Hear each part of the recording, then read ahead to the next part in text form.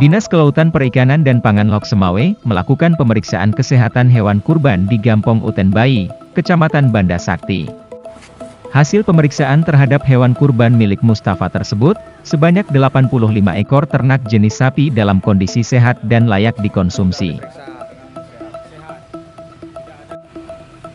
Kepala Bidang Peternakan dan Kesehatan Hewan DKPP Loksemawe, Afriza mengatakan, pemeriksaan ternak tersebut bertujuan untuk melihat dan memastikan kondisi kesehatan hewan yang akan disembelih saat Megang Idul Adha dan kurban terbebas dari wabah penyakit mulut dan kuku atau PMK.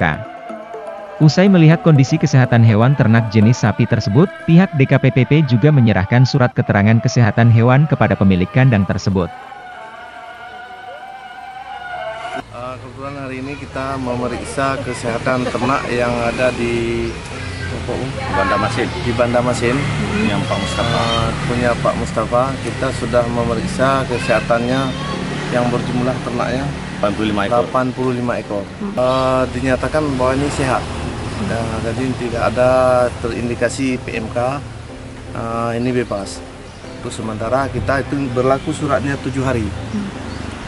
Kalau yang maksudnya suratnya nggak mati ya, tapi kalau sapinya tertular nanti ini Bapak akan melaporkan kembali dan kami mengecek terus sampai hari H nanti kita tetap berada di mana posisi ternak tersebut. Tapi yang ada dikumpulkan ini ada 2 titik yang udah saya tahu dulu.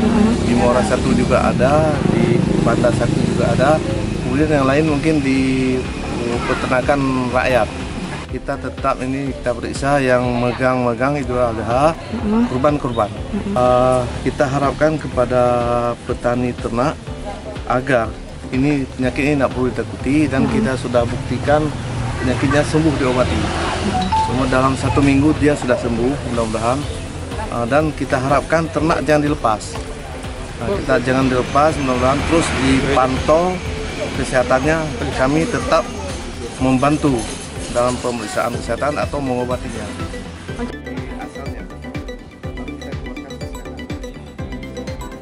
Dari Loksemawe, Sarina AJNN mengabarkan.